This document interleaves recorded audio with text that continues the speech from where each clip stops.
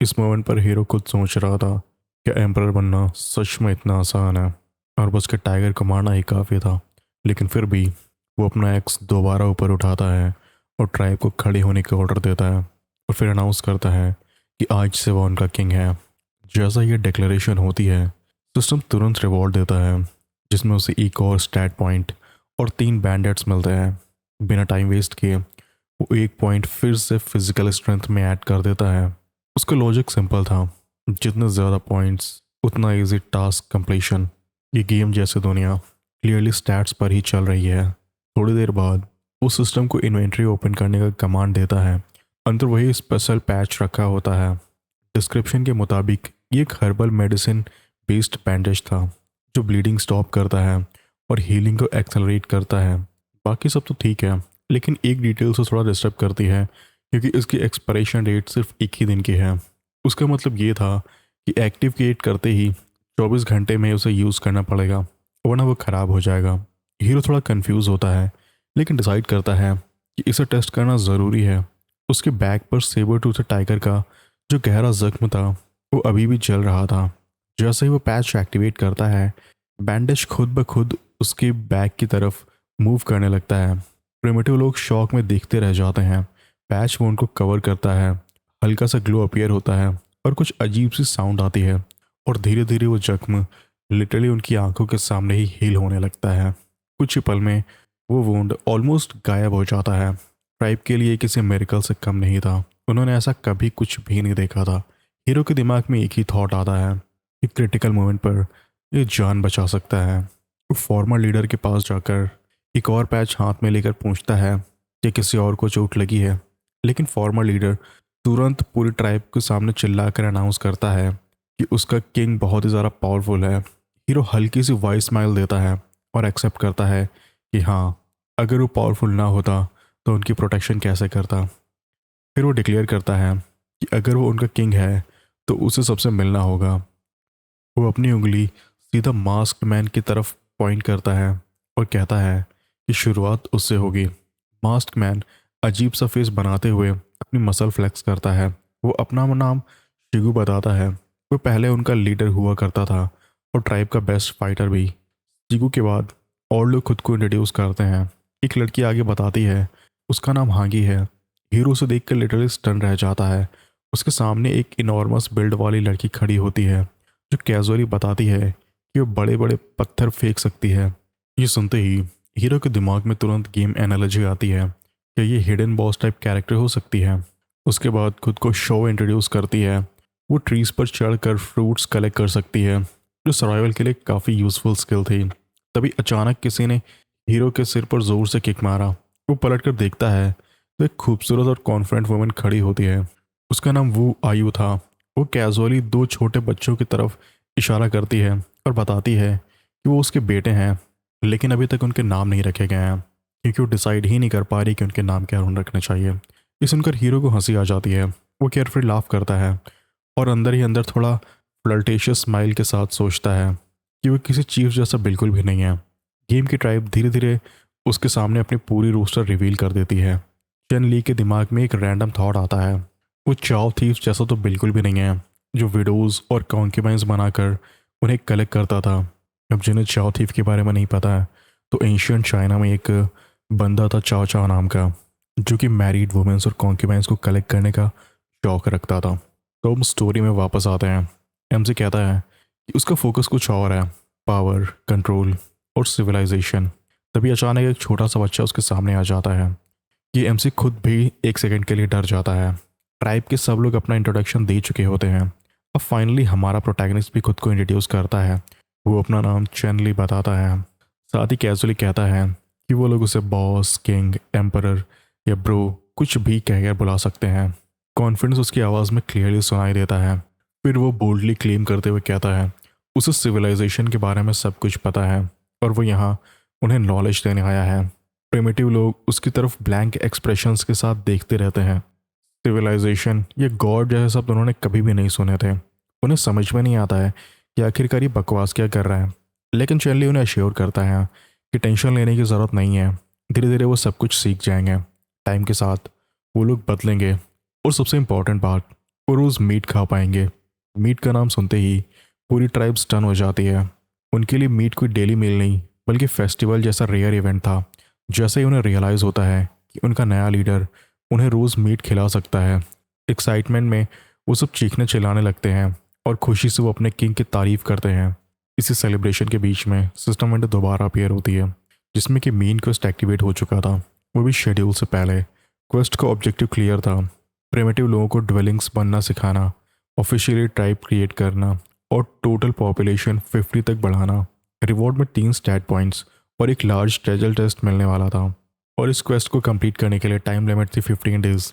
लेकिन क्योंकि quest early activate हुई थी, सिस्टम ने बोनस के रूप में उसे 3 दिन और दिए, टोटल 18 दिन। चेनली के लिए काफ़ी ज़्यादा एक्साइटिंग था। उसे पहले लगा कि मैनेजेबल होगा, लेकिन जब वो मेंबर्स कैलकुलेट करता है तब उसे रियलाइज़ होता है कि ये थोड़ा हैवी हो सकता है। अभी ट्राइब में सिर्फ 15 लोग हैं। 18 दिन में टोटल 15 तक पहुंचाने के लिए उसे 32 लोग और चाहिए होंगे। इसका मतलब बिल्कुल साफ था, या तो उसे दूसरी प्रिमिटिव ट्राइब्स को अपने में ज्वाइन करना होगा या फिर उन्हें कॉन्कर करना होगा। ये देखकर उसका मूड थोड़ा सीरियस हो जाता है, क्योंकि 18 दिन में इतना ज़्यादा एक्सपेंशन करना ईजी नहीं होगा। इस मिशन के लिए स्ट्रैटेजी, पावर और स्मार्ट प्लानिंग सब कुछ चाहिए होंगे। लेकिन असल में ट्रेजर चेस्ट का थॉट ही उसकी मोटिवेशन को जिंदा रखता है, और वो बस यही होप करता है कि सिस्टम उसे सच में कोई रिवॉर्ड दे, बस ये कोई स्कैम ना हो। रात धीरे धीरे गहरी हो जाती है। आसमान में अजीब सी मून की चमक रहती है जो बिल्कुल नॉर्मल नहीं लगती। उसकी रोशनी आसपास की एरिया को सिल्वर ग्लो में लपेट लेती है, और इस वक्त चैन प्रिमिटिव्स के बीच में सो रहा होता है। लेकिन उसकी नींद चैन वाली बिल्कुल नहीं होती। उसकी आंखें थोड़ी फड़कती हैं, क्योंकि आसपास के रैंडम साउंड्स उसे बहुत ही ज़्यादा डिस्टर्ब कर रहे होते हैं। वो अचानक से उठकर बैठ जाता है और इरिटेट होकर सोचता है कि घास फूस पर सोना बिल्कुल भी कंफर्टेबल नहीं है। लॉन उसकी बॉडी को चुभ रहा होता है और आवाज़ें उसे सोने नहीं दे रही हैं। खड़े होते हुए वो अपना पीठ पकड़ता है। उसका दिमाग एक सिंपल ट्रुथ पर आकर अटक जाता है कि खाली पेट दुनिया नहीं जीती जा सकती। इसीलिए अगर दुनिया जीतनी है तो सबसे पहले अच्छा खाना ज़रूरी है। वो अपनी ट्राइब को देखता है और रियलाइज़ करता है कि ये लोग इतना सिंपल माइंडेड हैं कि इन्होंने किसी को गार्ड पर भी नहीं रखा। कोई भी सिक्योरिटी का सिस्टम नहीं है। हर गुजरते मिनट के साथ उसकी भूख बढ़ रही होती है। वो सोचने लगता है कि खाना कहाँ मिलेगा। तभी उसके दिमाग में एक आइडिया फ्लैश होता है। जहाँ उसे सेबर टूथ टाइगर से फाइट की थी वहाँ रोस्टेड मीट पड़ा होगा। लेकिन तभी उसके दिमाग में एक डाउट आता है कि कहीं किसी और ने तो वो मीट नहीं खा लिया। उसके दिमाग में 2 अपोजिट थॉट्स लड़ने लगते हैं। एक तरफ भूख, दूसरी तरफ अनसर्टेनिटी। चेनली के दिमाग में 2 आवाज़ें लड़ रही थीं। एक कह रही थी कि जिस क्रीचर ने सेबर टूथ टाइगर को डरा दिया वो शायद अभी भी वहीं हो। दूसरी आवाज़ सीधा बोल रही थी कि अगर ऐसे ही भूखा रहा तो बिना किसी मॉन्स्टर के ही मर जाएगा। इसी सब की फ्रस्ट्रेशन में उसने खुद को 2-3 थप्पड़ मारे और डिसाइड किया कि बस अब ओवर थिंकिंग बंद। मोस्ट लाइकली वो क्रीचर यहाँ नहीं होगा, रिस्क तो लेना ही पड़ेगा। सिस्टम को रिकॉल करके उसने बैटल एक्स निकाला और अगले ही सेकंड वेपन उसके हाथ में मटेरियलाइज हो गया और उसे लेकर वो जंगल के घने हिस्सों की तरफ बढ़ने लगा। अब उसकी एजिलिटी और स्ट्रेंथ बूस्ट हो चुकी थी, इसीलिए उसकी मूवमेंट्स पहले से काफ़ी फास्ट और स्मूथ थी। जो डिस्टेंस पहले मुश्किल लग रहा था वो भी ईजिली कवर हो रहा था। मूनलाइट जंगल पर चमक रही थी और हल्की सी ठंडी हवा भी चल रही थी। लेकिन स्ट्रेंजली सब कुछ बहुत ही ज़्यादा काम लग रहा था। जब वो बुशेस के पीछे से झांक कर फाइट वाली जगह पर पहुंचा, उसके दिमाग में एक अनईजी थॉट आया। ये सब इतना क्वाइट क्यों है? इतनी शांति किसी भी तरह से नेचुरल नहीं लग रही थी। इसके अलावा आग के पास रोस्टेड मीट भी पड़ा हुआ था। साथ ही एक सफ़ेद सा क्रीचर दिखा जो बालों जैसा लग रहा था। उसने उसे रूप से टाइटली बांध दिया और मीट को इंस्पेक्ट किया। प्लान सिंपल था, जितना हो सके लूट लेकर ट्राइब के पास वापस जाना। सब कुछ सिक्योर करके वो तुरंत वापस मुड़ गया। यहाँ रुकना बिल्कुल भी सेफ नहीं था। लेकिन वापस आते वक्त उसे थोड़ा अजीब फील हुआ, जैसे टेरिटरी चेंज हो गई हो। इसी वजह से उसने अंधेरे में क्लिफ भी नोटिस नहीं किया और अचानक उसका पैर फिसल गया, जिसकी वजह से एक्स उसके हाथ से छूट गया और वो सीधा नीचे गिर गया। उसकी भी हार्ड लैंडिंग हुई और दर्द से चीख निकल गई। गुस्से में वो बोल पड़ा कि जिसने ये सब इतना बड़ा गड्ढा खोदा है वो उससे नफरत करता है। जब उसने सिर उठाया तो उसे एक बड़ी सी शैडो दिखी। उसे समझ नहीं आया कि जंगल के बीच में इतनी ब्राइट मूनलाइट का रिफ्लेक्शन क्यों हो रहा है। तभी रिसेंट इवेंट्स उसे याद आने लगे। उसका दिमाग एक के बाद एक डॉट्स को बहुत जल्दी से कनेक्ट करने लगा। वो तुरंत आसपास देखने लगा और उसका डाउट कंफर्म हो गया। ये कोई नॉर्मल गड्ढे नहीं थे, ये उसी क्रीचर के मैसिव फुटप्रिंट्स के निशान थे जिसने सेबर टूथ टाइगर को डरा दिया था। पहले उसने सोचा शायद ये कोई जायंट ऑस्ट्रिच होगा, लेकिन नेक्स्ट सेकेंड ही उसने आइडिया डिसमिस कर दिया। इतने बड़े ऑस्ट्रिच एग्जिस्ट ही नहीं करते। उसके दिमाग में अलग अलग मिथिकल मॉन्स्टर्स की इमेज फ्लैश होने लगी। तभी उसे समझ आया कि ये सिर्फ वाइल्ड एनिमल्स की दुनिया नहीं है, ये प्राचीन युग के वो भयंकर क्रीचर्स का वर्ल्ड है जो शायद मिथ और लेजेंड्स में ही होते थे। उसके मन में डाउट कंफर्म होते ही उसे तुरंत रियलाइज़ हुआ कि अब एक सेफ सेटलमेंट बनाना कोई लग्जरी नहीं बल्कि नेसेसिटी है। एक मिनट भी वेस्ट करना अपनी जान को हाथ पे लेके घूमने के बराबर है। धीरे धीरे सुबह होने लगी। जंगल में अर्ली साउंड्स गूंजने लगे। जानवर, हवा और इंसान सब जागने लगे। ट्राइब के लोग मीट के लिए लड़ने लगे। हर कोई ज़्यादा से ज़्यादा पीसेस ग्रैब करना चाह रहा था। चैनली ये सब डल एक्सप्रेशंस के साथ देख रहा था। उसे क्लियरली फील हो रहा था कि इन्हें टीच करना इतना ज़्यादा आसान नहीं होने वाला है। आखिर उसका पेशेंस ख़त्म हो गया और वो ज़ोर से चिल्लाया कि सब फाइट करना बंद करो। उन्हें देखकर वो सोचता है इन्हें ना आग जलाना आता है, ना बेसिक एटिक्वेट और ना ही इकोनॉमी के रूल्स। सब सर्वाइवल मोड पर अटके हुए हैं। फिर वो एक रूल अनाउंस करता है, सबसे पहला खाना उन्हें मिलेगा जो हंटिंग पर जाते हैं। ये सुनते ही फॉर्मर लीडर तुरंत एक्सप्लेन करता है पहले वो लोग लॉन्ग टर्न्स में जाते थे। कल वो खुद और हुआंशी गए थे। आज टैंगजू और वुल्फ बोन की बारी थी। लेकिन फिर फॉर्मर लीडर अपने फिस्ट टाइट करके डिक्लेयर करता है आज एक स्पेशल दिन है क्योंकि आज उनका किंग खुद उनके साथ हंटिंग पर जाएगा। ये सुनते ही पूरी ट्राइब का मूड इंस्टेंटली चेंज हो गया। सब बहुत ज़्यादा एक्साइटेड हो गए और अब हर कोई हंटिंग पर जाना चाहता था। इसीलिए सब लोग मास्क पहने हुए आदमी के पास इकट्ठा हो गए और ये चिल्ला चिल्ला कर बोलने लगे कि वो किसी भी कीमत पर किंग के साथ हंट करने का मौका बिल्कुल भी नहीं छोड़ेंगे। इसी बीच चैनली की नज़र एक छोटे लड़के पर पड़ी। वो थोड़ा सा साइड में बैठा हुआ था और हाथ में एक हड्डी लेकर उस पर बंधी हुई किसी तरह की रस्सी को लेकर बिजी था। चैनली ने सोचा कि शायद ये लड़का उससे डरा हुआ है क्योंकि कल जब उसने उसे पकड़ा था तो उसे लग रहा होगा कि शायद वो उससे अभी तक ग्रज पाले हुए हैं। अगर फ्यूचर बिल्ड करना है तो रिलेशन इंप्रूव करना ज़रूरी है। सबकी बात सुनने के बाद चैनली ने अपना डिसीजन सुनाते हुए कहा क्योंकि अब जब सब लोग जाना चाहते हैं तो सभी लोग हंटिंग पर जाएंगे। साथ ही उसने एक और इम्पॉर्टेंट बात उठाई, उन्हें अब एक परमानेंट जगह चूज़ करनी होगी जहाँ वो अपना घर बना सकें। फिर वो उन्हें समझाने लगा कि फैमिली क्या होती है। उसने कहा फैमिली का मतलब एक दूसरे को सपोर्ट करना, प्रोटेक्ट करना और प्रॉब्लम्स में साथ खड़े रहना। उसने एग्जांपल दिया जैसे एक ट्री होता है, उसकी रूट्स उसकी फैमिली होती हैं। अगर रूट्स स्ट्रांग हैं तो ट्री कभी भी नहीं गिरता। मस्कुलर लड़की ये सुनकर इमोशनल हो गई। वो मुस्कुराते हुए चैनली के पास आई और अपनी लंबी बाहों में उसे ज़ोर से हग कर लिया। हग इतना टाइट था कि चैनली की नाक से खून निकल आया। वो एक्साइटेड होकर पूछने लगी क्या वो सच में किंग के साथ रह सकती है। चैनली ने नोज से खून पोंछते हुए कंफर्म किया कि हाँ, अब सब एक फैमिली हैं और फैमिली साथ ही रहती है। ये सुनते ही वो लड़की खुशी से ये चिल्लाते हुए भाग गई कि किंग अब उसके साथ रहेगा और वो उसके साथ बच्चा पैदा करेगी। थोड़ा संभलने के बाद चैनली ने सबको अपने पास बुलाया। वो ज़मीन पर बैठ गया और ध्यान से सब कुछ सुनने लगा।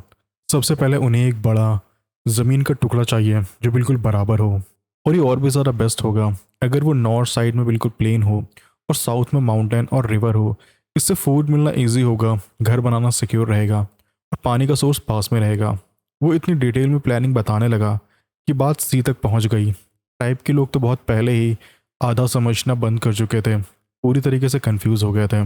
लेकिन जब चैनली शिप्स और दूसरे स्टेट्स के साथ कोऑपरेशन की बात करने लगा तो उनके दिमाग पूरी तरीके से ब्लैंक हो गया। तभी वो छोटा लड़का बोल पड़ा। उसने कहा कि अगर किसी बड़े पडल की बात कर रहे हैं तो उसे एक ऐसी जगह पता है। ये सुनते ही चैनली बहुत ज़्यादा एक्साइटेड हो गया।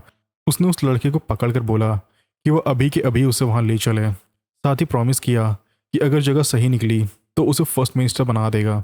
लड़का बताने लगा कि जगह ईस्ट में है, लेकिन उसने वार्निंग देते हुए कहा कि वहाँ एक बुल्स का हर्ड भी रहता है, इसीलिए वहाँ जाना बिल्कुल भी सेफ नहीं है।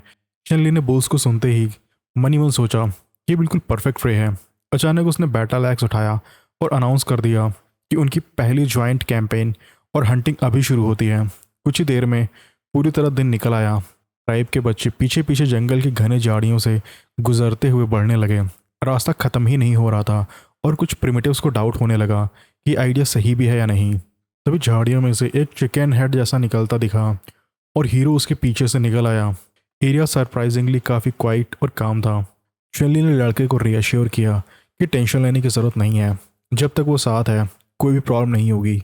उसने बाकी आदमियों को भी कॉन्फिडेंटली बोला कि अगर कोई डेंजर आया तो वो सबको प्रोटेक्ट करेगा, क्योंकि वो एक भयानक सेबर टूथ टाइगर को भी बहुत आसानी से डरा कर भगा चुका है। लड़के ने फिर माउंटेन पीक की तरफ उंगली से पॉइंट किया और कहा कि ऊपर चढ़कर उन्हें बुल्स के हर्ड का गैदरिंग स्पॉट क्लियरली दिख जाएगा। बच्चा बार बार सबको वार्न कर रहा था कि उन्हें शांत रहना चाहिए और बिना वजह अटेंशन अट्रैक्ट नहीं करनी चाहिए, लेकिन हमारा हीरो इस बात को थोड़ा ओवर रिएक्शन समझ रहा था। उसके हिसाब से लड़का बस छोटी सी बात को बड़ा बना रहा था। वो पहाड़ी के ऊपर से नीचे का एरिया ऑब्जर्व कर रहा था, लेकिन उसे समझ नहीं आ रहा था कि यहाँ उन बैलों के अलावा और कोई मॉन्स्टर है भी या नहीं। तभी अचानक उसकी नज़र एक ऐसी जगह पर पड़ी जिसे देखकर उसकी आंखें चमक उठती हैं। उसके सामने एक परफेक्ट लैंडस्केप था, 3 तरफ पहाड़ियाँ, बीच में एक नदी और एक खुला प्लेन एरिया। तभी उसे एक जानी पहचानी सी खुशबू महसूस होती है। वो थी समंदर की स्मेल। बिना टाइम वेस्ट किए उसने तुरंत सिस्टम को कमांड दिया कि एरिया का मैप ओपन किया जाए और सिस्टम ने इंस्टेंटली ऑर्डर एग्जीक्यूट कर दिया। मैप को ध्यान से स्टडी करते हुए उसने देखा कि जगह वाकई में स्ट्रेटेजिक है। तीनों तरफ माउंटेन्स हैं, एक तरफ सी। इस मोमेंट पर उसे रियलाइज़ हुआ कि ये जगह पहली सिटी बनाने के लिए बिल्कुल परफेक्ट लोकेशन हो सकती है।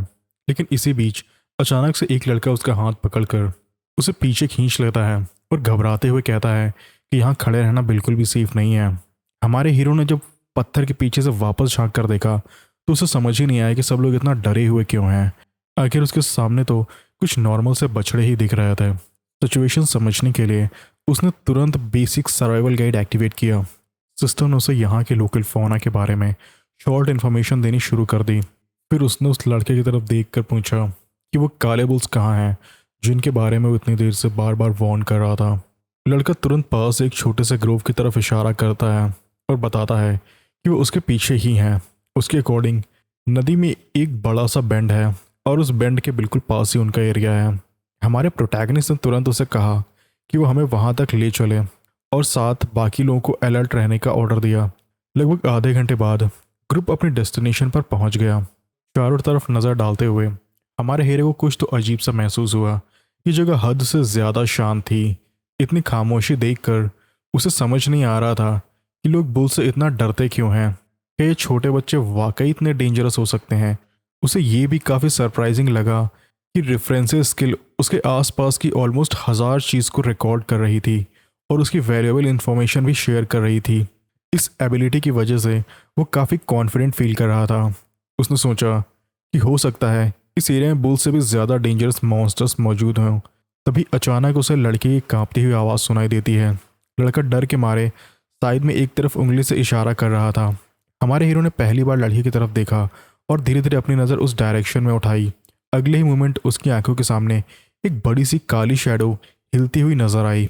बच्चा तुरंत चिल्लाने लगा कि वो चीज़ बहुत ही ज़्यादा बड़ी है और जब हमारे मेन कैरेक्टर ने ध्यान से देखा तो एक सेकेंड के लिए बिल्कुल स्टन हो गया।